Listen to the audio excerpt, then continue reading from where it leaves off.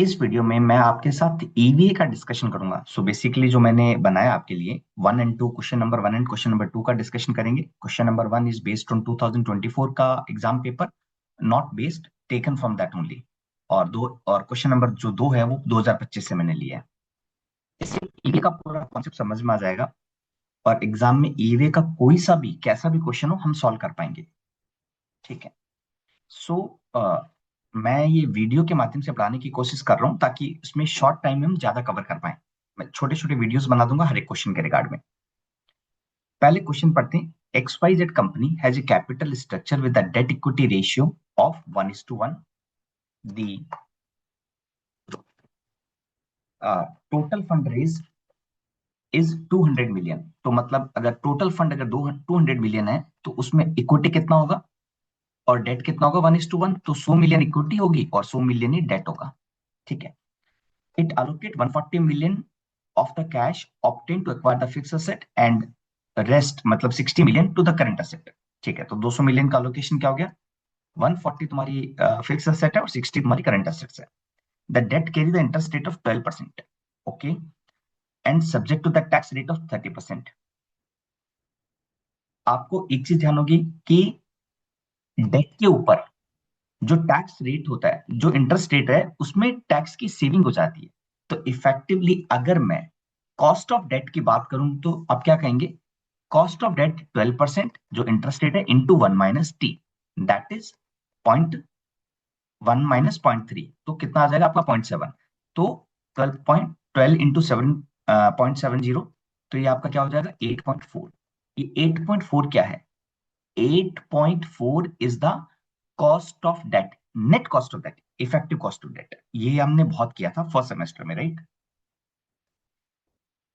Then it secure the equity money at an 18% cost. ये नई line है, ये न्यू लाइन है और यही कॉन्सेप्ट है ईवीए का। क्या है हम अभी थोड़ी देर में बात करेंगे। The company generate the net cell of 300 million and COGS, cost of goods sold 258। तो 300 मिलियन इसकी सेल है और 258 इसकी सीओजीएस है। तो मैं बैलेंस अमाउंट कह सकता हूं क्या है इसका, EBITDA. EBITDA, EBIT, earning before interest. बाकी कोई इंफॉर्मेशन है नहीं, तो मैं मान लूंगा यहाँ पे जो नेट प्रॉफिट है वो यही है। As a CFO, the board has inquired about the concept of EVA. Determine the EVA. The board is interested to underline how the firms can implement the strategy to unlock the value. तो solution आते हैं। EVA है क्या? EVA is a financial performance metric used to perform the company true economic profit। EVA क्या है, company के true economic profit की बात करता है। सी, हम जब नॉर्मल जो ट्रेडिशनल मेथड है, ट्रेडिशनल अकाउंटिंग प्रॉफिट है, वहां पे हम क्या बात करते हैं, नेट ऑपरेटिंग प्रॉफिट या पैट की बात कर लो, profit after tax, which deduct only the cost of debt, not the cost of equity. PAT क्या रिप्रेजेंट करता है, पैट में आपने इंटरेस्ट माइनस किया बट क्या इक्विटी की कॉस्ट माइनस की नहीं, तो वो आपका ट्रेडिशनल अकाउंटिंग प्रॉफिट हो गया। ईवीए क्या रिकॉग्नाइज करता है, equity is also an opportunity cost, which is true ना, कि भाई आज मैं 100 रुपए अगर मैं इस बिजनेस में लगा रहा हूँ लेट से, तो 100 रुपए अगर कहीं और लगाता तो मैं कुछ अर्निंग करता ना। Let's say if I make the fix deposit of 100 रुपए, 100 मिलियन इस एग्जाम्पल में, तो मैं उससे कुछ अमाउंट अर्न करता, तो that is also an opportunity cost. तो पैट में से अगर मैं वो भी पार्ट हटा दूं, जितने भी शेयर होल्डर, जितने भी मेरे इन्वेस्टमेंट, जितने भी मेरी फंडिंग ली हुई है जिस किसी भी कैटेगरी से, सभी के हटा दूं, तो वो ट्रू वैल्यू में मेरा प्रॉफिट होगा। Therefore the company only generate the value for its shareholder if its operating profit exceed the total cost of capital employed। पूरी कैपिटल एम्प्लॉयड की अगर मैं कॉस्ट हटा दूं तो वो ट्रू मायने में वो शेयर होल्डर की वैल्यू होगी। Positive EVA indicate the firm is generating the returns above it's cost of capital, and negative EVA means you are destroying the value even if the traditional accounting shows a net profit, but actual में वो company कोई value create नहीं करी। क्यों? क्योंकि वो share holder की जितनी एस्टिमेटेड कॉस्ट है उसको रिकवर नहीं कर पा रही है। इस एग्जाम्पल में ईवीए कैसे कैलकुलेट करेंगे, ईवीए का बड़ा सिंपल फॉर्मूला है, net operating profit after tax minus capital employed into WACC. WACC तो हमने किया था, weighted average cost of capital will revise here also. Capital employed मतलब जितने भी तरह के सोर्स ऑफ कैपिटल है, डेट है, इक्विटी है। तो ये बात हम डिस्कस कर चुके हैं, डेट कितना, इक्विटी कितना। ठीक है, अब weighted average cost of capital. Weighted average cost of capital कैसे निकालेंगे? सबसे पहले cost of debt. Cost of debt we have already calculated, I hope it is clear. अगर कंफ्यूजन तो पूछ लीजिएगा। तो 12% इसकी डेट की कॉस्ट है, टैक्स रेट 30% है, सो 12 इंटू 1 - t। ठीक है, टैक्स जितना इसका डिबेंचर का या डेट का इंटरेस्ट है इंटू 1 - t, 8.4 आ गया। अब मैं बात करता हूँ कॉस्ट ऑफ इक्विटी 18%। तो वेटेड एवरेज हम कैसे निकालते थे? ऐसे तो निकालते थे कि भाई वेट कितना है, 0.5 और 0.5, डेट का और इक्विटी का, और कॉस्ट कितनी है, इसकी कॉस्ट है 8.4%। ठीक है, और इसकी कॉस्ट कितनी है, 18%। आप इनको मल्टीप्लाई करोगे जो भी आएगा टोटल, एक बार कैलकुलेट कर लेता हूँ एक्सेल में, 1 मिनट दीजिएगा।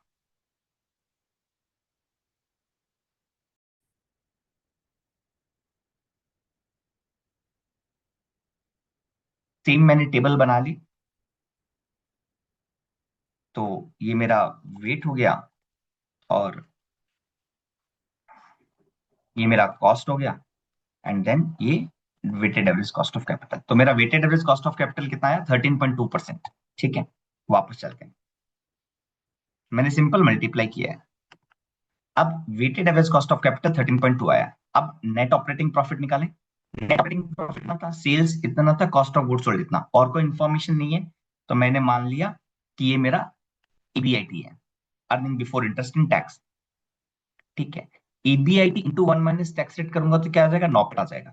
सी, अब आप कहेंगे सर यहाँ पे इंटरेस्ट माइनस क्यों नहीं किया? करेक्ट। तो एक बार वापस आप फॉर्मूला जाइए, यहाँ पे क्या कह रहा है कि नॉपेट माइनस कैपिटल इम्प्लॉयड इनटू डब्ल्यूएसीसी। मतलब जितने भी सोर्स ऑफ कैपिटल है, भले वो डेट है, भले वो इक्विटी है, भले वो और कोई है, हम उसको माइनस करेंगे नॉपेट में से। तो net operating profit after tax निकालिए यहाँ से, 42 मिलियन आया। 42 मिलियन इंटू 1 - t, 29.4 मिलियन। अब यहाँ पर 200 मिलियन कैपिटल एम्प्लॉयड कितनी है, 100 मिलियन डेट है और 100 मिलियन इक्विटी है, और इन दोनों का मैंने weighted average cost of capital से मल्टीप्लाई करके निकालिए 26.4।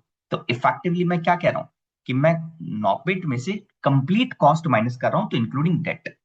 ठीक है, तो यहाँ पर 29.4 माइनस 26.4, तो ये आपका 3 मिलियन आ गया। तो पॉजिटिव एनवीए मतलब कंपनी बेटर है, कंपनी का परफॉर्मेंस बेटर है। नाउ अब थोड़ा थ्योरी का बात कर लेते हैं, ज्ञान की बात कर लेते हैं, ये आप लिख देना जो भी आपका बेटर हो। अब अगर मुझे unlock the value and enhance the EVA, अगर ईवीए अभी पॉजिटिव है, विच इज गुड साइन। ठीक है, अगर मुझे इसे इंक्रीज करना है, अच्छा ईवीए का फॉर्मूला क्या था, वही नॉपेट माइनस कैपिटल इंप्लॉयड इनटू डब्ल्यूएसीसी। अगर मुझे ईवीए को इंक्रीज करना है तो मैं क्या करूंगा, या तो मैं अपना नॉपेट बढ़ाऊंगा, improve the operating efficiency, increase the NOPAT, जो भी आपको लिखना वो लिख दीजिएगा। तो सेल्स आप इंक्रीज करोगे through better pricing power, marketing, expanding market share without requiring significant new investment, reduce the operating cost by optimising the supply chain, improve the labour productivity. ये सब थ्योरी है, ये सब ज्ञान है, आप लिख सकते हैं आराम से। दूसरा तरीका क्या हो सकता है, मैं जो वर्किंग का, सॉरी, मेरी कैपिटल इंप्लॉयड की जो weighted average cost of capital उसको रिड्यूस कर दूं। अगर मैं रिड्यूस कर दूं डब्ल्यूसीसी, तो क्या करूंगा, तब भी मेरा अपना ईवीए बढ़ जाएगा। Optimising the capital structure, reduce the mix of debt equity, since अभी करंटली क्या है, ये लाइन आप जरूर लिखिएगा, मतलब क्योंकि ये बताएगा कि टेक्निकली आप स्ट्रांग है। अभी डेट की कॉस्ट कितनी थी, नेट इफेक्टिव कॉस्ट 8.4, और इक्विटी की कितनी थी, 18%। तो अभी जो 1:1 का रेशियो है, ये 1:1 का रेशियो चेंज कर सकते हैं।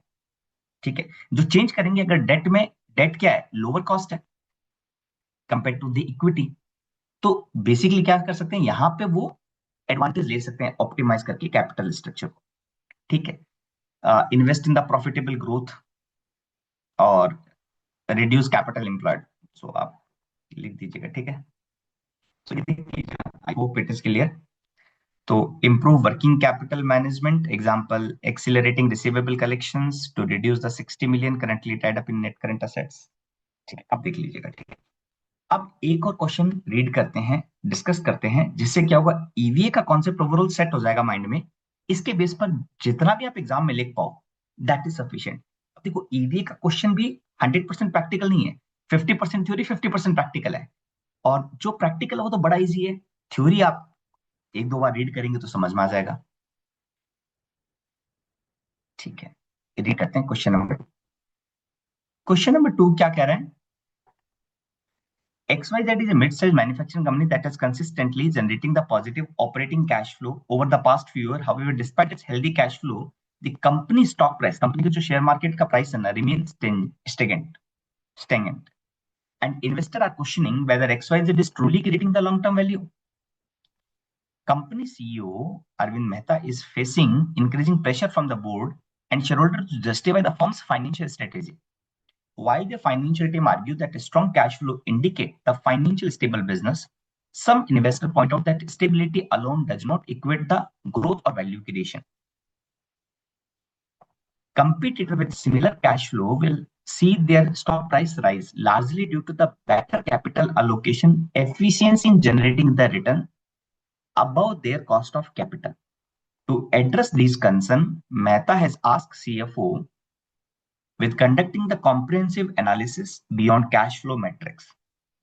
तो बियॉन्ड कैश फ्लो मतलब अभी ट्रेडिशनल जो मेथड है, कैश फ्लो हो या जो कंपनी का प्रॉफिट है, उसके बियॉन्ड जाना चाहते हैं, तो हम किस कॉन्सेप्ट में आएंगे। यहां से हमें मालूम चल गया कि बेसिकली हमें वैल्यू क्रिएशन की बात करनी है, तो हम ईवीए एंड वैल्यू क्रिएशन के कॉन्सेप्ट का डिस्कशन करेंगे। The goal is to assess whether XYZ is not just generating the profit but also its capital efficiency to create the real economic value. The financial team gathered the following data. EBIT आपका 500 million है, corporate tax rate इतना है, depreciation इतना, capital expenditure capex में 150 million spend किया, change in the net working capital 50 million spend किया, total invested capital is 2000 million. ठीक है, the weighted average cost of capital, यहाँ पे तो अपने को सब इंफॉर्मेशन दी हुई है, WCC की है। The key question is XYZ is generating the enough return to justify the capital invested by its shareholder and lender. अब यहाँ पे क्या कर रहा है कि जितना रिटर्न कमा रहा है, क्या वो सफिशिएंट है जितनी कैपिटल इन्वेस्ट की है। टोटल इन्वेस्टेड कैपिटल कितनी, 2000 मिलियन। तो यहाँ पर आपको ईवी के अलावा एक चीज और निकालनी है, जो कि क्या बात कर रहा है कि कितना रिटर्न कमा रहा है, रिटर्न ऑन कैपिटल इन्वेस्टमेंट। और is the company merely surviving without creating real wealth. तो यहाँ पे हमें क्या के लिए थोड़ा सा क्लू मिला, एक ईवीए का कैलकुलेशन होगा, यहाँ पे हम रिटर्न्स की बात करेंगे, रिटर्न ऑन कैपिटल एम्प्लॉयड की बात करेंगे, ROCE बोल दीजिए, ROIC बोल दीजिए, रिटर्न ऑन इन्वेस्टेड कैपिटल बोल दीजिए। ठीक है, what would be the different metrics calculated and why, numerically justify the suitability and use of the different metric based on the given financial data based on finding as you give the recommendation to the CEO। ठीक है, यहाँ पर बात करते हैं किसकी किस किस का फॉर्मूला में यूज करना है। तो सबसे पहले selection and justification of the financial matrix, ये आप थ्योरी कर लेना, मैं सीधा न्यूमेरिकल में आता हूँ। सबसे पहले नॉपेट निकालना है। कंपनी का EBIT कितना था, 500 मिलियन, टैक्स रेट 30% है, तो यहाँ से नॉपेट आ गया 350 million. I hope it is clear, बड़ा सिंपल है और दोनों डेटा दिया हुआ था इस वक्त। ठीक, यहां से क्या मालूम चला, कंपनी का ऑपरेटिंग प्रॉफिट, अगर मैं ट्रेडिशनल अकाउंटिंग कॉन्सेप्ट में भी जाऊं तो कंपनी का ऑपरेटिंग प्रॉफिट 350 मिलियन पॉजिटिव है। ठीक है, अब रिटर्न कैपिटल का था, कितना रिटर्न कमा रहा है, 350, और कितना इन्वेस्टमेंट है, 2000 मिलियन टोटल इन्वेस्टेड कैपिटल है, तो 17.5%। यहां से क्या मालूम चलेगा, यहां से मालूम चलेगा कंपनी 350 मिलियन कमा रही है, नॉपेट हो गया। कंपनी कितना परसेंट कमा रही है, 17.5% हो गया। दीज कैलकुलेशन और these formula would be use to explain the strategy. ठीक है, ईवीए कैलकुलेट करना है। ईवी कैसे कैलकुलेट करेंगे, नॉपेट जो आया अपना 350 माइनस WACC 10% दिया हुआ था, और टोटल इन्वेस्टेड कैपिटल कितनी है 2000 मिलियन इंटू 10% तो 200 मिलियन आ गया 150 million 350 minus 200 is 150 million is the EVA. यहां तक बात ठीक है। अब ये एफसीएफएफ अप्रोच एक बार आप देख लीजिए बट ज्यादा हमें समझ में आएगा क्योंकि इसका सेपरेट क्वेश्चन भी हमें करना है। एक बार समझ लीजिए आपको यहाँ पे एफसीएफएफ भी कॉन्सेप्ट ऐड करना है। फ्री कैश फ्लो क्या है? देखो फ्री कैश फ्लो आप याद करो सेमेस्टर 1 में हमने कैश फ्लो निकाला था याद है? कैश फ्लो 3 पार्ट में डिवाइड हो रहे थे, operating activity, investing activity and financing activity, right? तीनों में प्लस माइनस हम करते थे। ऑपरेटिंग में क्या करते थे? ऑपरेटिंग एक्टिविटी से जो कैश फ्लो निकालना होता था उसमें हम क्या करते थे? नेट प्रॉफिट से स्टार्ट करते थे। नेट प्रॉफिट से स्टार्ट करते थे, कितना था नेट प्रॉफिट इस एग्जांपल में? 350। याद करो ऐड करते थे non cash item. Non cash item क्या था? डेप्रिसिएशन। मैं अभी ऊपर नहीं जा रहा, यहाँ पे दिया हुआ था डेप्रिसिएशन का फिगर कितना था? 100 मिलियन था, ठीक है। तो कितना गया? 450। ये मेरा profit sorry cash flow from operating activity है। उसके बाद याद करो चेंजेस इन वर्किंग कैपिटल करते थे। चेंजेस इन वर्किंग कैपिटल में हम क्या करते थे? अगर मेरा कैपिटल से करंट असेट अगर इंक्रीज होती है मतलब मेरा कैश बाहर जा रहा है, और करंट असेट अगर डिक्रीज होती है तो मतलब कैश मेरे पास में आ रहा है। करंट असेट का कॉन्सेप्ट क्या था? करंट सॉरी ये नेट वर्किंग कैपिटल बोल दीजिए, current asset minus current liability. मैं इसको वर्किंग कैपिटल कह रहा था बेसिकली। वर्किंग कैपिटल यहाँ पे क्या है? Changes in the net working capital 50 million है। मतलब अभी कुछ नहीं बोला तो मैं मानूंगा कि changes in the working capital means positive increase हुआ है। तो 50 मिलियन का change in the working capital हुआ है। Working capital current asset minus current liability, ठीक है। अब चेंज हुआ है, चेंज का मतलब क्या हुआ? बेसिकली मेरा investment in working capital increase हुआ है। जब मेरा असेट इंक्रीज होगा तो मतलब कैश कम होगा। तो आप यहाँ पे क्या करेंगे? Increase in the working capital minus 50 कर देंगे, ठीक है। तो ये आपका कितना आ गया? 400 रुपए आ गया फ्रॉम 400 रुपए आ गया net cash flow from operating activity. अब इन्वेस्टिंग एक्टिविटी एक बार मैं मिटा देता हूँ ये वाला। 400 रुपए आ गया ऑपरेटिंग एक्टिविटी का। इन्वेस्टिंग एक्टिविटी इस क्वेश्चन में दिया हुआ था कि आपने कैपेक्स में कितना इंक्रीज किया है? 100 मिलियन, करेक्ट? सही कर रहा हूँ क्या? एक मिनट रुको, कुछ कैलकुलेशन में मिस्टेक किया शायद मैंने। सो यहाँ पर changes in the working capital 50 है, 400 आ गया। तो 400 माइनस सॉरी 150 है कैपेक्स में। कैपेक्स में 150 मिलियन है तो मेरा कितना आंसर आ गया? 250। आंसर क्या आया? बेसिकली कैश फ्लो निकाला मैंने, फ्री कैश फ्लो एफसीएफएफ। क्या यूज आएगा? अभी हम इन सभी वैल्यू को यूज करेंगे टू एक्सप्लेन द कॉन्सेप्ट। ये मैंने डिफरेंट डिफरेंट यूज कर लिए।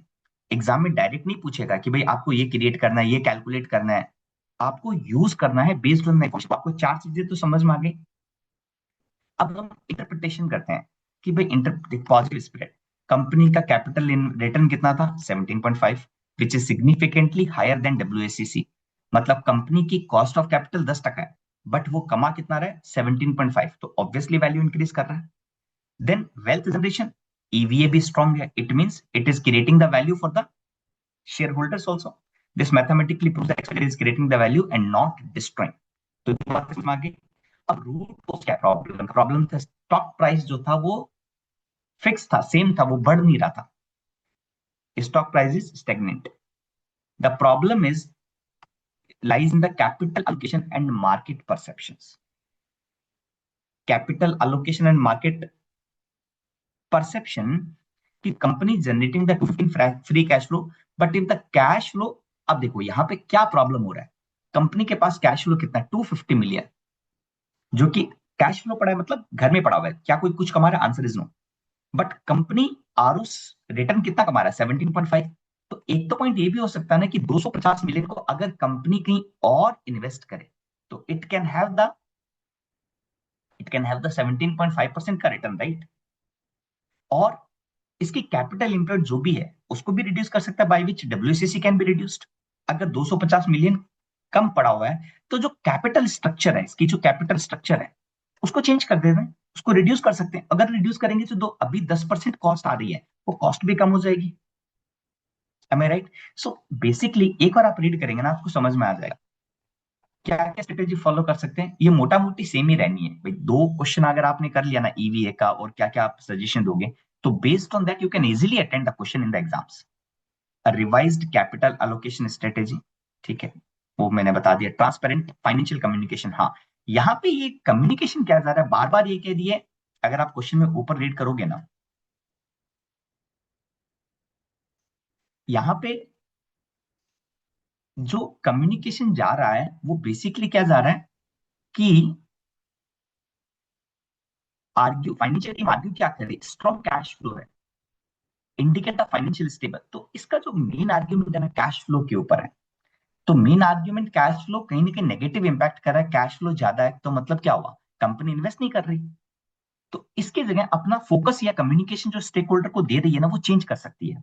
It can be return on capital, कि भाई मैं आर ओ से 17.5% कमा रहा हूं, मैं पॉजिटिव ईवीए कर रहा हूं। So they can change the communication जो स्टेक होल्डर को जा रहा है। ठीक है, क्या लिखा है एक बार देख रीड कर लेते हैं English. We must change the narrative in our investor relation, we should shift our focus from basic positive cash flow and highlight 17.5% of return, optimise the balance sheet, review the of those are million invested capital. हाँ, अब क्या है, क्या real में requirement है, अभी company कितना कमा रही थी 17.5, कैसा है 17.5, आपने किया 350 डिवाइडेड बाय 2000, ठीक है। अब अगर ये 2000 रुपए है जो 2000 मिलियन इन्वेस्ट किए, इसको अगर मैं रिड्यूस कर दूं तो ऑटोमेटिकली मेरा आरओसी बढ़ जाएगा ना, रिटर्न ऑन कैपिटल एम्प्लॉयड बढ़ जाएगा, करेक्ट। तो क्या मैं अनप्रोडक्टिव आइडल एसेट को हटा सकता हूं, you can analyse and see, and then target growth investment. So instead of keeping the amount in the cash,